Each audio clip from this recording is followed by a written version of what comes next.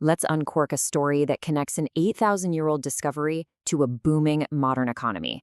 It's a wild ride that starts and ends in the country of Georgia, with its most famous and most ancient creation. But here's the twist. Our story doesn't start in the past, buried in some ancient ruin. Nope. It starts right here, today, with a real estate report for brand new apartments in the Black Sea resort city of Batumi. We're talking concrete, glass, and modern investment returns. So here's the big question. What on earth could a booming property market possibly have to do with the ancient origins of wine? The answer, it turns out, is literally buried deep in the Georgian soil. To find it, we need to hop in a time machine, and I mean way back, 8,000 years back to the dawn of civilization in the South Caucasus. Okay, so picture this. It's 2017, and a team of scientists makes a bombshell announcement.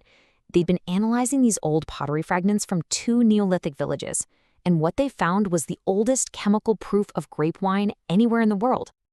Now, to put that into perspective, this discovery pushed back the known start of winemaking by about 600 years. It completely rewrote the history books. We're talking about people making wine here around 6000 BC. This isn't just some old recipe. It's the very foundation of an industry that would one day conquer the globe. So you might be wondering, how did they know for sure it was wine? Well, it all came down to a chemical fingerprint, a compound called tartaric acid. It's the key biomarker for grapes in that part of the world. Scientists tested the pottery shards and found huge concentrations of it soaked deep into the clay, way higher than in the soil around it. It was the smoking gun. And get this wasn't some little side hobby. The jars they pieced back together were enormous. We're talking a capacity of over 300 liters. That tells us that winemaking was already a big deal, a central part of their community, maybe even used for medicine and trade.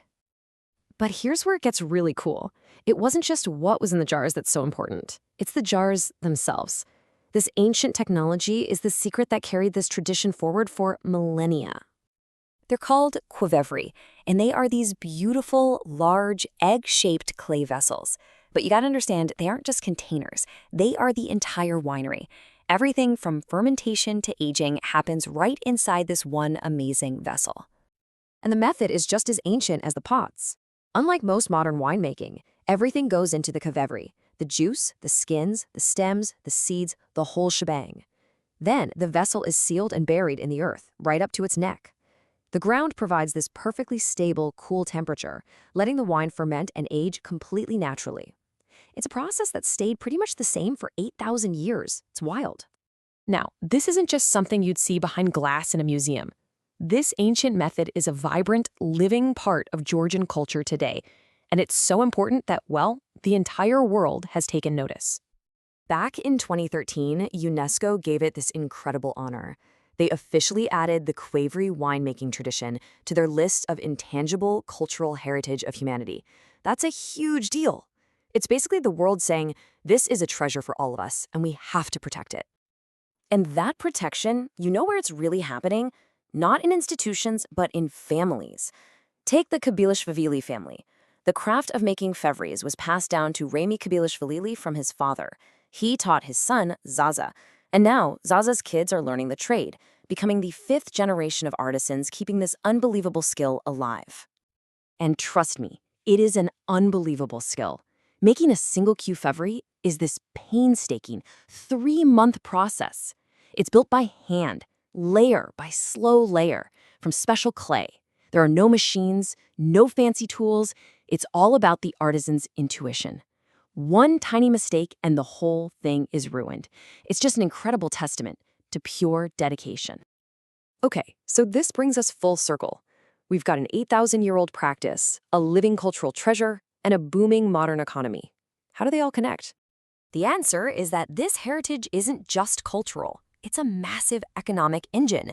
Georgia's unique identity as the birthplace of wine is a huge draw for tourists. They fly in from all over the world to taste the wine, see the qvevris, and experience this living history. And that tourism directly fuels the economy, creating demand for hotels, restaurants, and, yep, you guessed it, those new apartments on the Black Sea coast. And that's where it all clicks into place. 8,000 years ago, a 300-liter jar of wine was an incredibly valuable community asset. Fast forward to today, and a modern apartment in Batumi is also a highly valued asset, and its price is directly tied to a tourism economy powered by that exact same cultural product, Georgia's ancient wine heritage. The past isn't just history here, it's a tangible economic driver, literally building the future. When you look at it that way, the line from a clay pot buried in the earth to a glass skyscraper on the coast is shorter and more direct than you could ever imagine, which leaves us with one final thought. What other ancient traditions are quietly shaping our modern world, our economies, and our cultures in ways we haven't even begun to recognize?